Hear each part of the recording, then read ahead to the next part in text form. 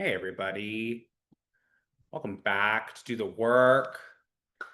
My name is Aria. I am the programming director here at Do the Work. I'm coming to you live from Los Angeles, California. It is Wednesday, June 11th. It is midday-ish, so it's important for me to state all of this due to what's happening in LA right now and across the country. So I wanted to sort of plant myself first and foremost in the date and the time. Now let me take a step back and tell you a bit about Do the Work in case this is the first time you're somehow joining us. Do the Work is just celebrating its 5-year anniversary. Do the Work is an organization that is building sustainable and meaningful change for queer people in marketing and advertising. We've been doing this in a multitude of ways over the last half a decade. My role most prominently keeps us in the programming world. So we do this once a month. We host incredible folks from across our industry and beyond to come together to talk about topics that are incredibly relevant to not only our industry, but those of us who are inside of it. So think about this space as a queer space for queer people, by queer people, with queer people, in its most actual and like honest form. I identify as a very gay person. I use he, him pronouns. I am a first generation American. My parents are from the Middle East. They came to America as refugees in the early 80s. And today we are here to talk about intersectionality and the role of intersectionality in advertising, marketing, Adland in general. And so I obviously have a lot of thoughts and a lot of feelings and a lot of personal experience as someone who was raised in the way that I was, and we can talk about that a bit. And I've got two incredible folks here to join me in this conversation, and I'm so excited to introduce them to you. Tony, do you want to go first and just tell folks a bit about where you are, what you do, and how you identify, please? Perfect. Hello, everyone. I'm Tony Akbari, he, him pronouns. I'm originally from Stone Mountain, Georgia, Stone Mountain, Decatur area, but currently living in Chicago. I'm a content strategist / producer for Spark Foundry, where I've been at the agency for just over 12 years. On the side, I also do freelance marketing consulting work for a handful of like hospitality companies or businesses in the greater Chicagoland area. I'm Nigerian. I'm the son of an immigrant. I'm queer. I'm pansexual. I'm a dog dad of a crazy boxer mix, Obi-Wan Kenobi. And I'm also have a loving partner of 10 years. So yeah, and we just celebrated our 10-year anniversary about 2 years ago. But yeah, that's me. And I'm excited to be here with you guys. Incredible. Thank you for being here and welcome. At the end of this, we can talk about being boxer parents because it is an endless bucket of joy. And I'm sure. Yes. Nana, I'm going to come to you second. Welcome to Do the Work. Can you please introduce yourself to the folks? Tell them where you are, what you do, how you identify, please. Thank you, Aria. Hello, everyone. My name is Nana Techi Bafo Iwa. I am Ghanaian. I was born and raised in Ghana, pronouns he, him. I've been living in the US for the last 15 years. I unfortunately do not have a boxer, so I will that one out. But but I'm a writer, strategist, and consultant. Over the last couple of years, I've been working independently, partnering with agencies to help their clients define their brand voice, their messaging, their copy, that sort of thing. Um, Prior to going independent, I was the associate director of brand communication at Siegel and Gale in New York. And then prior to that, I was associate director of strategy and innovation at Consumer Dynamics. I live in New York with my partner. Incredible. Welcome. So as I mentioned at the beginning of this, it was important for me to state the time, the date, and where I am. You may have also gathered from my hat. I'm from Los Angeles. I was born and raised in Los Angeles as a first generation American to immigrants. And it's important that I tell you all this right now because there is a lot happening in LA right now around the federal government's attempt to deal with immigration, we'll put it that way, and deal with migrants. And it's an important topic for us to, I think, open with and just disclose just like a bit about like our feelings about. I think that's part of what Do the Work is about, is also it's just a place where queer people can talk about how they feel. That is like an important space to exist. And I think as queer people who have worked in this industry for long enough, we know that like that didn't always exist. And so I just want to open by saying that as someone who is here in Los Angeles, I think it's really important that I level set for people across the globe, across the country, wherever you may be. I am not looking out onto a city on fire. I think that's really important to really level set really fast. LA is 90% normal. In downtown Los Angeles, there are major protests happening. If you are coming this weekend, you will see me there. If you need help or resources, come to find me and I can help you understand the safest and best ways to show up IRL. If you do not feel comfortable showing up IRL, let us know. And we can also help you figure out ways to show up in a virtual way to support the community. But I want to really talk about this just as a person who has experienced Islamophobia, experienced xenophobia at its core here in Los Angeles before, from mostly people who are not from here, which is incredible, honestly, to just know that like that's really what a lot of this is.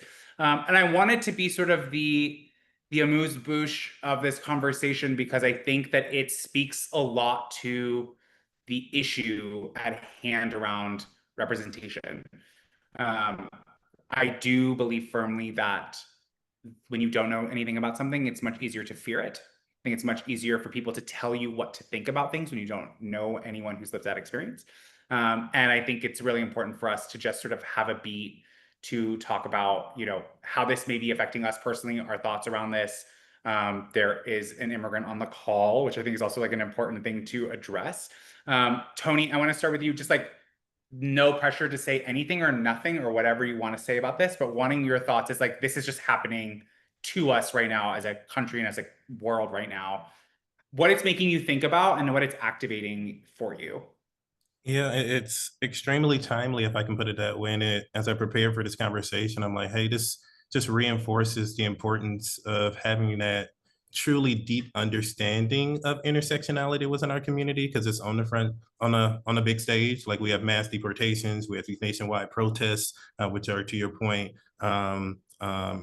primarily peaceful in most parts of it. But in my opinion, I feel like the current optics just show that the greatest impact is against like Latinos and Hispanics. But just as a person of conscience, I know that's like not true. I know me just being linked to or having my personal connection to being a son of an immigrant, this could potentially happen to me at any point. You know what I mean? And there, you jokingly mentioned it earlier, but I think it's pretty obvious. You're literally taking people off the street and putting them in these concentration camps. So having that level of understanding, knowing that, hey, there's potentially a way that I can mobilize that best suits me.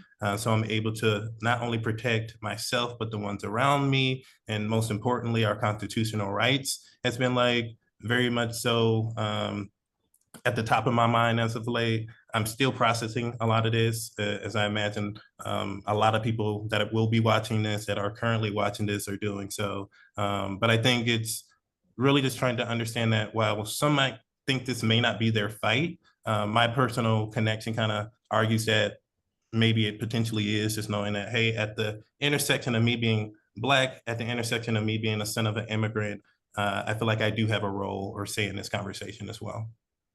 I agree. And I think you do too. And I think that all of us, I think everyone has a role in this in a way, because this does affect everyone. And it does have like, the implications are like, it's a domino implication for a lot of things. Nana, what do you think? Tell us your thoughts. I absolutely agree with what both of you said, and with very specific things that you said as well. The last thing that you said, Aria, the idea that it is all of our fight is so true, because I think that's not in like a woo-woo way, but in a very literal way, because we are fundamentally intersexual beings living in this world. What affects one affects the other. Um, I think that, you know, for me, I am an immigrant. I was born and raised in Ghana. I moved here for school and then for work. And I think that what is scary about this time is the fact that it doesn't feel safe anymore for anyone. My partner is Canadian, and for months, actually, my partner was not able to go back home because his lawyers advised him not to.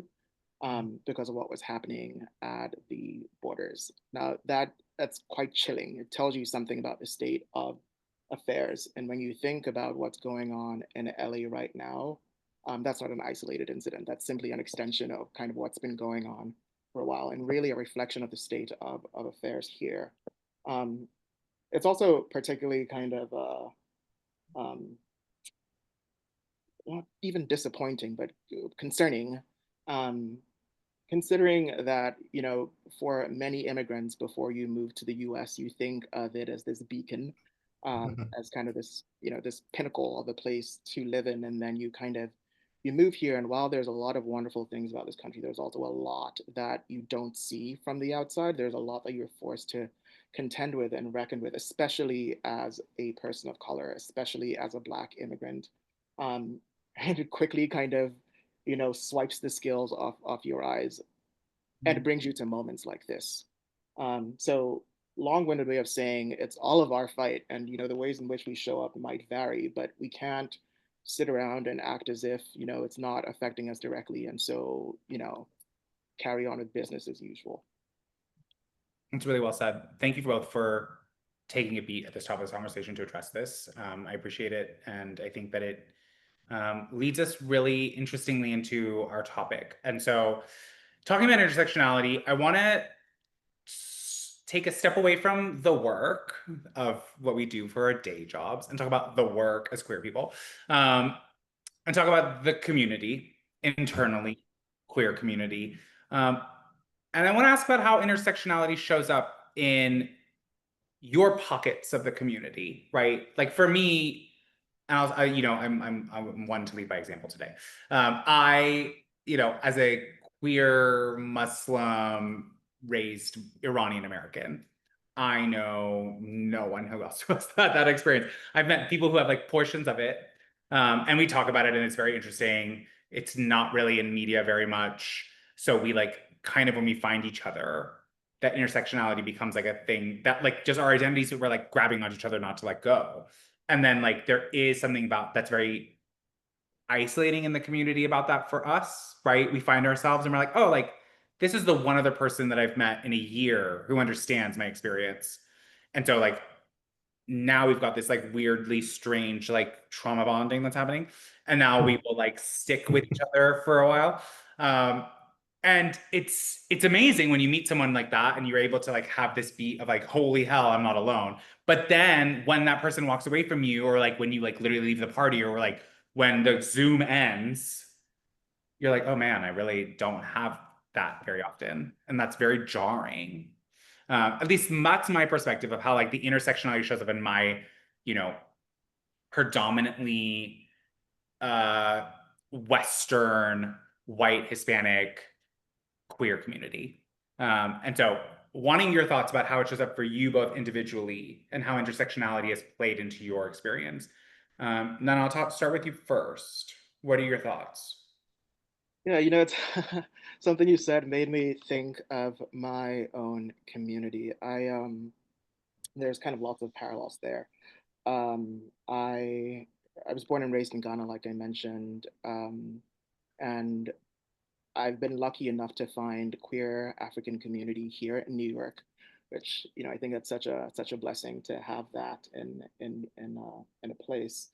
Um, but I think part of what happens with situations like that also is you really hold on to each other, like you mentioned, because it's such a unique experience, um, and it's a unique experience rooted in lots of kind of social trauma growing up, um, trauma that sometimes, you know, you don't even know that you have, and then you find yourself writing a poem at 3 a.m. and you're like, oh, that's what that was. Um, but what's interesting is I think, in thinking about this, when I was growing up in Ghana, there wasn't really a conversation around intersectionality because it just wasn't a concept that people thought about or talked about. There was kind of this generally assumed, accepted perspective that everybody was the same and everybody wanted the same things, and most people were Christian, and that was a predominant thing.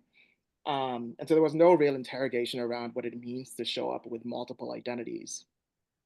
And that shifted a little bit more, it shifted a little bit over the last, I don't know, 30-ish years.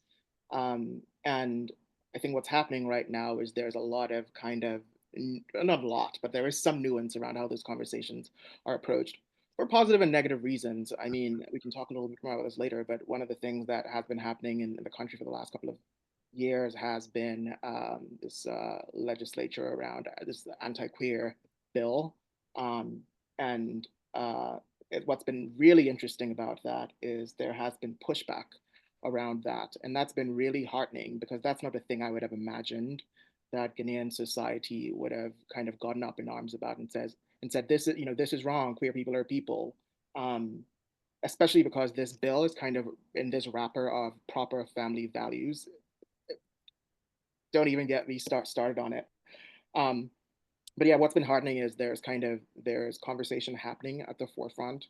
And I think part of that is also just people have become more self-aware, um, partly because they have seen that there are people who look like them, sound like them, want things that they want, and so there's kind of like this virtuous cycle or kind of this snowball effect of an uprising of sorts, and so that's been quite heartening to see in multiple arenas, not just queer identity.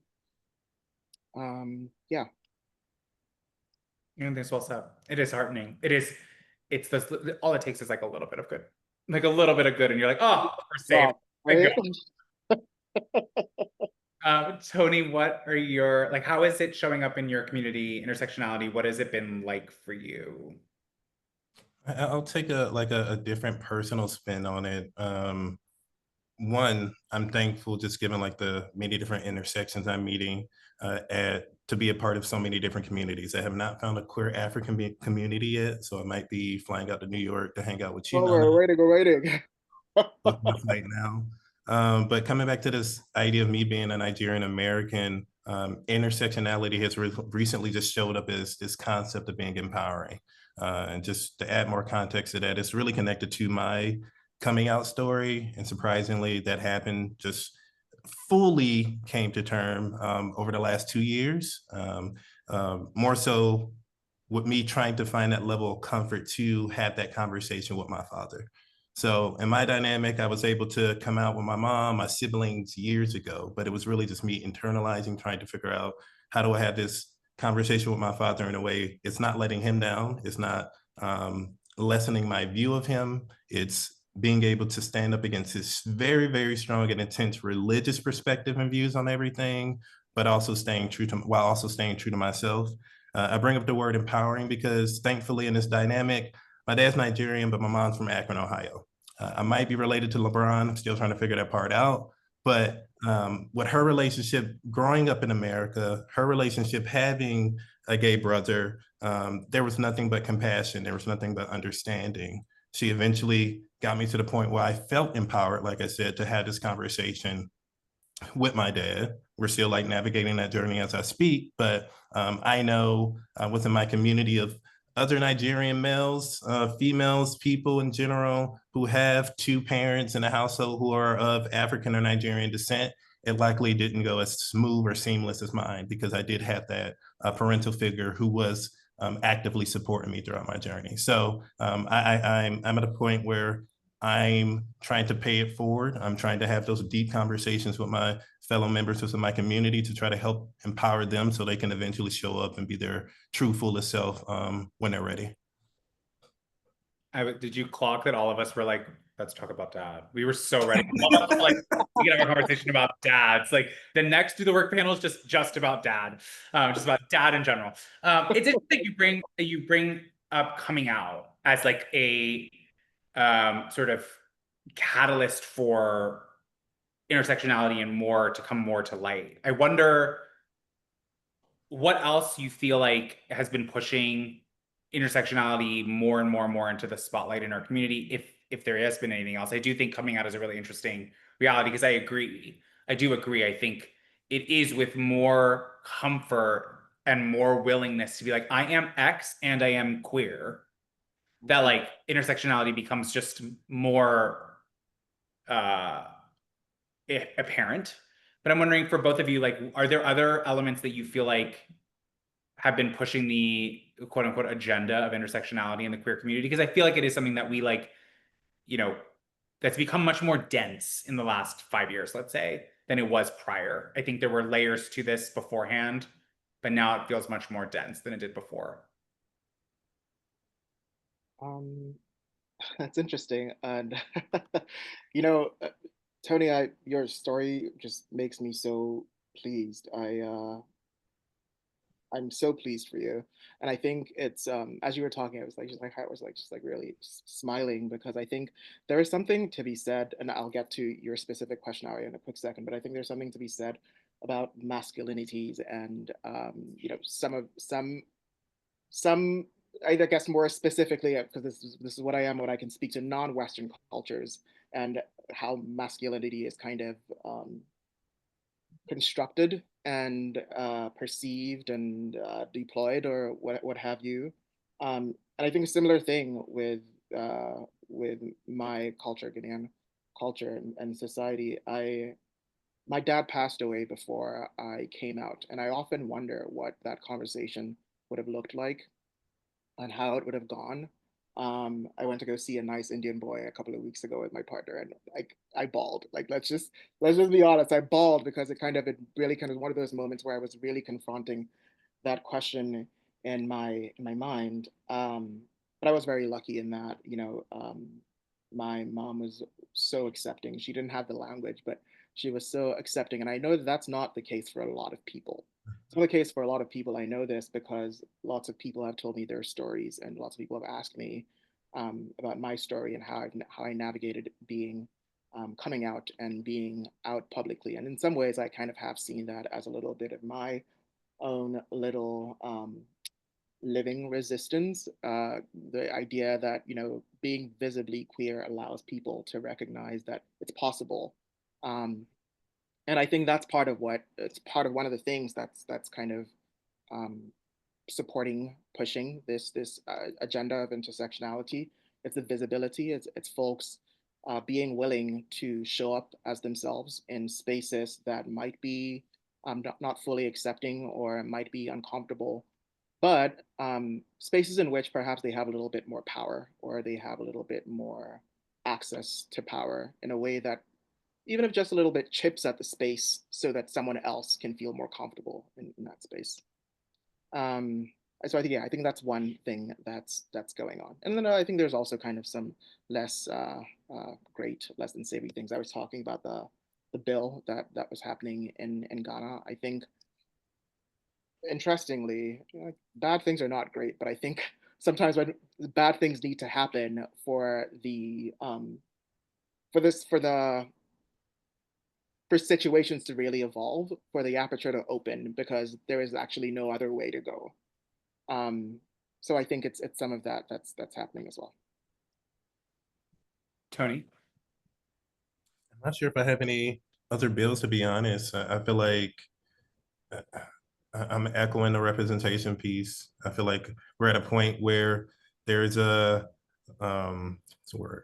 There's excuse my French. There's a shit ton of content out there, but people are sick of the sameness. So how can we like refresh? How can we tell new stories? How can we tell new perspectives? So even that push for earning for more discovery allows for this concept of intersectionality to rise to the top. So Yeah, You great. know, and actually just building on that, I think exactly what you said, Tony. I think it's also it's it's people like us showing up in these spaces, and in our specific communities, um, in a way that allows people to really interrogate this idea of what it means to be queer, in a way that allows people to expand their understanding of queerness beyond, you know, it's this wide Western, you know, specific stereotype of a person, um, and really humanizes humanizes queerness beyond those tropes. yeah, and I as I was preparing for this, like low key on edge, but I'm like it's gotten to a point where it's pushing me to get out of my comfort zone to start to signal to other people. Um, there's other Black, there's other queer pansexual Nigerian men out there. It's okay. You got this. I got you. Let me know what you need. You know what I mean? Because I don't think I had that level of, let's say, specific or granular representation out there that I could latch on to. Transparently, when I walk into rooms, I'm so straight presenting, nobody knows. So it's kind of until I start like actually unveiling myself and just bringing my true self to the table. But even that juxtaposition starts to let people know, hey, you can be yourself and you can be your natural self no matter what. I even find it challenging sometimes to come into, let me reposition that. I used to find it super challenging to come into hyperqueer spaces because I was straight presenting. I'm like, all right, are they going to accept me as I am? Do they even know that I'm part of the community? But even that representation within our own community is necessary. So there's not large assumptions that, oh, why is a straight Black dude in here trying to kick it with us? Is he on a DL? What's going on? Et cetera, et cetera. But yeah, again, just hitting on that representation piece. At the end of the day, I feel like it's core. We've been hearing it for years, but I mean, we've been hearing it for years, and I'll just leave it at that. So, Tony, that is tea. Let's talk about this now in the world of brands and marketing and the things that we do, the things that we make. How is it going? Let's just ask it like it is. How's it going, you guys? I have yet to see any sort of marketing or advertising towards my personal intersectionality. I will pose it to you both. Whoever wants to jump in first, how's it going? I think we're based on what's in my feed. Let me put it that way. Yeah, no, absolutely. As it should be, right? Because that is marketing, right? Like everyone's experience is gonna be different. Yeah, I think they're playing it safe, in my opinion. It's very, maybe from what I see, gender and race focused. Maybe there's a element of likability in there to a certain extent. I think female sports is like maybe a good example of like how intersectionality is being presented within mainstream media, or just what brands in general, what they feel most comfortable aligning with. Quite literally, the girls have entered the chat. Let me just put it that way. So we got female basketball players like Angel Reese is challenging what traditional stereotypes of like being a female player on and off the court means. I know last season, everyone started to like do the funnel or they had the funnel, the tunnel fits, content capture on the female players in addition to the men players. And when I say fire across the board, because it really just trumped all of the, let's say, negative stereotypes of what it meant to be a female athlete. Everybody's butch, everybody's et cetera, but there was, when I say gorgeous, drop dead gorgeous and beautiful in all aspects of that word. But also just thinking on a more personal level, I ran track at the University of Georgia, was a sprinter. So I was following Sha'Carri Richardson's story quite a bit. And I bring this up because it was a prime example of like intersectionality and play on the mainstream media as well. Just mainly because we were seeing for the first few months that she was in the spotlight. She was really just challenged with so much, mainly the THC doping, quote unquote, scandal. And it got me questioning, like, are we really rooting? I see we're rooting for her on the track, but are we really rooting for her in real life? Once you started to understand that this is coupled with grieving. Her mom just passed recently. Like, this is actually looking at another element of intersectionality where you're thinking about grieving, coping, policy reinforcement. So it's like there's a level of like empathy that I needed to have in that regard. Also knowing that, I mean, at the end of the day, I was rooting for my girl, but I think it forced everyone to really start to understand yet again the struggles, the challenges that Black women have in this country, and how there is a double standard where Michael Phelps probably went through the same thing not too long ago, and I don't think he was held to the same standards that Sha'Carri Richardson was. So again, I think from a brand standpoint, I think there's a level of comfort with aligning with maybe female sports, and that's what I'm seeing in my news feed. I'm extremely proud of my girl because she bounced back and she came back stronger. She got all the brand deals. She's with Nike, she's with Sprite, she's with Olay. I think I can rattle off 6 more. But to answer your question and close it out, for brands, for me at least, I'm seeing it was in that female sports arena. Anna, what do you think? I really agree with what Tony was saying. I think there's been, especially in the last, I don't know, 5 to 10 years, there's been big moves, but there's still so much lacking. I'm thinking about, Fenty is one of those brands that's kind of been lauded as kind of the kind of the really progressive, diverse, intersectional brand, right? With good reason. I think when Fenty came out with its broad shade of tones for makeup, that at the time was pretty revolutionary because nobody else was really doing something similar. I think what was interesting about that, what was particularly poignant about that, is when you think about American history, and there was a point in time when Black women weren't really considered women, and so that idea of creating makeup, which is traditionally and predominantly used by women for a range of Black and brown skins, there's something so implicitly empowering and validating about that. And obviously, Fenty has continued to expand its idea, its work around diverse bodies and genders and gender appropriations, as my girl Rihanna said. But I think you have brands like Ben and Jerry's also that has been doing the work for a while now across different fronts, racial, uh, um, queerness, etc. And that are getting in trouble for some of their work, And then of course you have those brands that are wildly performative. When there's like a new bandwagon or a new hashtag to jump on, they're right there, and then they go on and win some awards for the work that they're doing, but it's completely empty because you look around, you look over the last year and look at what's going on and the eerie silence that we're being faced with, and it really kind of makes you scratch your head, but also kind of sit up a little bit, because you realize that there's a lot of there's a lot more work to be done, um, and to the point that Tony was making, some of this virtue signaling, or some of this work, if you will, some of this work, and also some of this virtue signaling has been very specifically around certain identities, identities that perhaps are maybe more palatable or kind of the golden child of the moment, or what have you. But yeah, I mean, I think when I think about my own personal experience, I'm yet to find a brand that's radically, proudly Black, queer, Ghanaian, and showing up and saying, that's just not. I don't see anyone. I don't see anyone in the arena right now. So I get that. I love the beat that you just had around like the silence is really loud, and then you like remember. yeah. Like when it like all floods back, you're like, oh, I remember. I remember that this is what this is.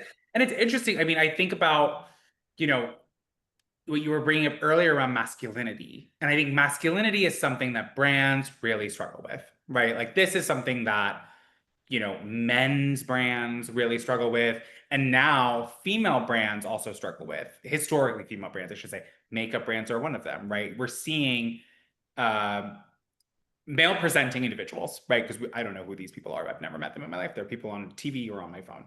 Male presenting individuals in makeup spaces. And it is very interesting to watch brands navigate, like, how do we bring this into this space? How is masculinity showing up here? And even thinking then about like, the most masculine of brands, whether that be like, not just like the beer brands, but also like shaving cream, Gillette, like masculine brands, right? And they like just don't, it doesn't seem like, even though they may be, I mean, Gillette seems fairly progressive sometimes, but it's not actually doing the representation. It's not actually chasing down like, yes, I can shave my face and wear a skirt because I do. Mhm. I do. Mhm. That's not something that Gillette's going to show us, right? And I don't know if like is there space for a brand like that somewhere? Like, do we think there is, as people who work in this industry who like can take off our like gay hat and put on our like strategist, writer, producer hats? Like, is there space for that kind of work? Right? And like, is that sort of intersectionality possible? Do you I know think what I the mean? answer is yes. I think about it sometimes. I'm like, oh, Tony, you want to go? Um, I mean, I think the short answer is yes, and it's funny you bring up let's call it masculine brands or beer brands, because I feel like as of late, I have not seen a lot of queer identity, intersectionality was in a lot of the work that's been pushed out, not at like a broad scale or high volume like it was a few years past. And I think it's has a lot to do with brands still feeling a bit apprehensive after the entire Bud Light and Dylan Mulvaney incident. And couple that with the DEI rollbacks, they're like, no, we're not doing it. So I'm still challenging brands to like put their money where their mouth is. I feel like a few years ago, everyone had these pride initiatives. They had these LGBTQIA plus initiatives. However, it is very silent right now, which is extremely troubling, especially knowing that I'm working with a handful of brands that I would encourage to put themselves out there. That said, if anything, I do believe like, and I'm categorizing it as like identity-based verticals have stayed true to the cause. And I think it goes back to your Fendi reference. I think somebody else mentioned another cosmetics brand, but think about like fashion apparel brands or cosmetic brands. Because in my mind, this is largely driven by the fact that identity hinges on this concept of personal expression, which the category is entirely built off of. So if you want to like shift it to like a brand opportunity, the idea of like intersectionality just creates more depth and range on like how can we showcase this idea of like personal expression within the work we do, with the people that we partner with the creators that we support and uplift. So like I said, the short answer is yes. I think we really just have to challenge the brands, and brands have to be willing to really support not only not only the consumers that they're they're trying to have this value exchange with, literal value exchange with, but also maybe even the employees and agencies that are working with them. Absolutely agree. I think there is something you said which really resonated with me. I think, like you said, the short answer is yes, and I think the issue is the apprehension. And I think brands just need to be braver. Um, they just need to buckle up and get braver. Um, and I think what happens sometimes, I think in conversations around identity or discourse around intersectionality is people get really kind of swallowed up in what they don't know and what they don't Mhm. understand and specific terminology and I think that's what kind of ends up being in the boardroom as well because people don't understand what they are talking about. They are like, okay, I'm not gonna touch it. Um, but I think the truth is intersectionality is about being human. It's about all the colors that go into being human. And I think if brands think about it in that way, then maybe it is that it becomes a better, easier conversation to have about the business. Because ultimately, I think what happens with, and I'm probably jumping the gun a little bit here, but I think what happens with a business is what happens with marketing is marketing, brand, all the things that go into brand and deployment of brand are really hinged on business objectives. And if the business objective is to sell more, and to sell more to human beings, doesn't it make sense that you sell to human beings across the spectrum? Obviously, accounting for the specific targets that you have and whatever profile the strategists say you should be going for. But people are not monolithic, People inhabit multiple identities, and I think brands need to be a little bit more um, intelligent about understanding that and incorporating that into the work that they do. Um, yeah, that's what I think. Yeah, I would agree, and I I have this conversation internally with my team around the idea of making sure we're hitting on these KPIs. So driving the business goals, driving the bottom line. How can we drive sales for X brand? But also within that brief, it's like, hey, we need to be relevant. We need to be cool. Help us really connect with these audiences. So in my mind, it's like, all right, in order to really make a true impact, we really have to go deeper, maybe even look at niche groups and resonate with them first versus trying to spray and pray to a certain extent. It's like, how can we design small and execute big? Where we're actually designing small to create a little bit more value for the people in this niche group, have them become more brand advocates, and that in the long run, they're advocating, they're building, they're building advocacy, word of mouth, and long-term goal is that they're also driving sales for us. So I think it's interesting you bring up a point around, I like the point that you bring up around like driving business goals, but it's a little twofold. It's like, hey, what is that brand relevance piece, but also how are we driving sales? And I think more so on the relevance piece, the intersectionality, identity, making sure we're really looking at nuanced audiences really come into play in that realm. Mhm. I think one thing you said really stuck for me. This idea of specific groups and double clicking on some of those specific groups. I think it's a thing that sometimes brands either go too far left or too far right on, and I'm not talking Mhm. politically, but I think it's the idea of we want to be cool, we want to be relevant, and so we're going to try and do this thing that's going to point at this specific group, and then it Mhm. ends up being this really flat-footed, inauthentic execution. And that's because it was very much this thing about it was not this thing about let's bring people who actually get this into the room, into the table, to deploy this in a way that's authentic. It was more this thing of okay, this thing is hot right now, we're going to do it. And then I think sometimes what also happens is they go so far in the other direction. They're like, okay, let's do this thing that doesn't offend anyone and that speaks to everyone. And the brand gets so diluted that it's not even saying anything anymore. Mhm. So The I think that's delicate another thing that balance. happens sometimes. Yeah. So I want to sort of end where we began and talk about like, what about the ops, right? Like the people who like don't, who are not for it. There are people who are just like, this is just not the way that they think about business. This is not the way they think about being alive. That's, and listen, those people exist both inside of our community and out. That's like also, that's an important thing to say. But also like there are things happening out there that are like literally out there that are pointing at what this kind of work actually could mean and what this actually could represent for people. And so I'm wondering, how do we combat that now? You brought up Dylan Mulvaney, and like that's not something that's going away, right? Like Pride as a branded thing has become so much smaller than it was 3 years ago, 4 years ago.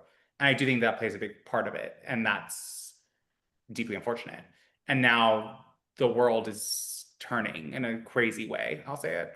And so I'm wondering, like, has maybe turned. That might be past tense now, unfortunately. But I'm wondering, like, what do we do with that, right? What does a call to action look like right now? And like, how do you safely do that? Because that's the part that I like get tripped up in, right? Is like, you know, personal anecdote, like when I first arrived in this industry, I didn't see anyone else that looked like me, and I was like, I'm gonna be that girl.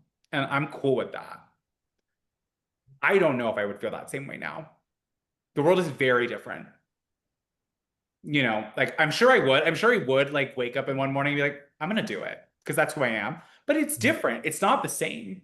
And so when you have so much opposition, it's very easy to be like, eventually one day, you know? And I wonder from your perspectives, like, how do you overcome that? What do you say to people? What are the things that we have to do right now to make progress? Because progress is becoming more challenging, in my opinion. Or maybe you disagree, maybe progress is not as challenging, but I want to hear from you on that now that I've gotten off my soapbox slightly. You want me to go first? Yeah, that's one where I'm like, whoever wants it can have it. Good luck. Um, interesting. Um, to answer your question, I do think progress has slowed a bit.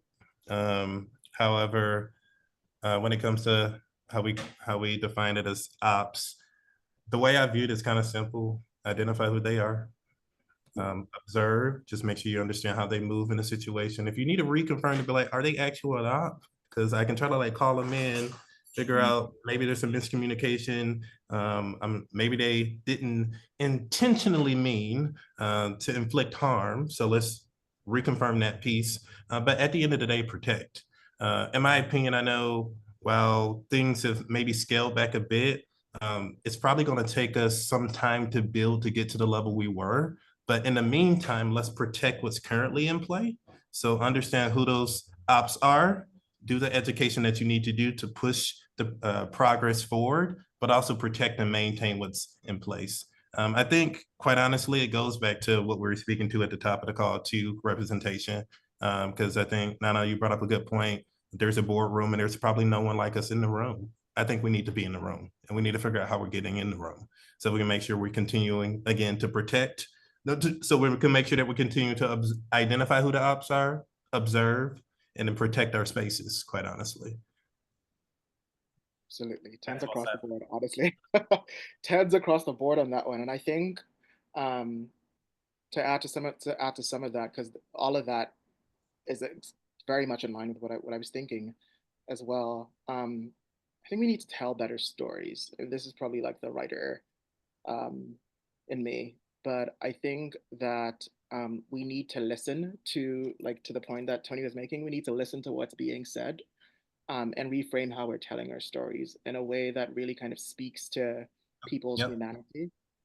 Because whether we like it or not, they're the kind of the worst people are the people in power. That's just what the case is right now, right? And so it's about circumventing that in a way, or I guess kind of getting to the heart of people who can be reached in a certain way. I think a lot of that hinges on good, effective, impactful storytelling.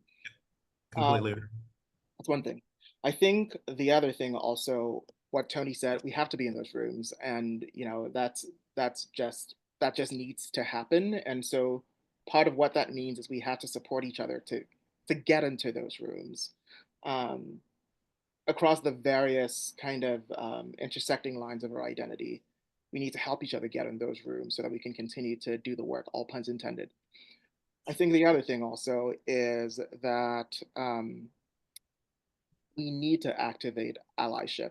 And again, whether we like it or not, a lot of the people who are in power are not people that kind of exist at the intersection of our more marginalized identities. And so it's about getting allies to do the work as well, to do the work in those spaces, to do the work on our behalf, because I think that a lot of the time, and actually all the time, the people who stand to lose the most are the people who fight the hardest, because we stand to lose the most. So it's about getting people with more power and the least to lose to do more of that work and stand in the gap. And I mean, I think, you know, we were talking a little earlier about how, you know, the work kind of has slowed, and it can feel quite demoralizing and concerning. But I also do think, you know, like, time is long and it's not linear, and we have seen things like I mean, not us, because we're 18 years old, but no, but to be honest, I feel like history has shown us some of these things, and how um, things have evolved over time. Things have gotten really worse before they've gotten better. um, and I mean, I'm thinking about Ghana specifically right now. It's a really concerning time, to be clear, with the bill that's going on. But I think there's something interesting about the fact that the conversation's even being had right now. And that says there is movement happening. As bad as things might be, there is movement happening. And I think that's something to kind of hold on to as far as hope's concerned. Don't you feel like we could talk forever? Like, I feel like I could like listen to this conversation. I'm like, at this point, I'm like, tell us more. I'm so thankful for your energy and for your time. I feel like this was a type of conversation where I'm going to continue to think about what we've discussed. And I feel like in 4 days, I'm going to email you both and be like, okay, so that thing that we talked about, I want to continue to talk about this. And so we're meeting in New York if you want to join us. Listen, I'm more than happy to walk into the space being like, I was invited and I'm here now. And you tell me when it's time for me to go. I really feel like you both have such unique insights and such unique POVs, and I'm so thankful that you've brought them here and that you've shared them with me. I feel like there may be folks who want to reach out to you and talk to you more about this. So before we go, can you tell them like the best way to meet you and to know you? Tony, can you tell folks what's the best way? Yeah, I think the easiest and let's say most professional way to probably connect with me is through LinkedIn. So it's just linkedin.com/Tony Ekbari. So hit me up there and I'm happy to connect. Amazing. Nana, what about you? What's the best way to reach you? Probably the easiest way is to go to my website, whatnanawrote.com. I could give you my LinkedIn, but it's a little long, so yay, double barrel last names. But yeah, whatnanawrote.com. Amazing. And if you're listening to this and you want to know more about Do the Work, dothework.com, work, WERQ, we are queer. And if you are in Los Angeles and you are like needing a buddy, a friend, whatever you may need, find me somewhere on the internet, on the streets, wherever you find your local queer Muslim raised immigrant friend. That's where I will be. Guys, thank you so much. I really have had such an incredible time chatting, and I look forward to bringing you back to talk about more topics like this in the future. And again, thank you so much for your energy and just who you are and who you bring to the table. Sure. Thanks Thank for you. having us. Of course. Pleasure. All right. Have a great rest of your week. Okay. Yeah, Talk to great one. Happy Pride. you. Happy Pride. Thanks.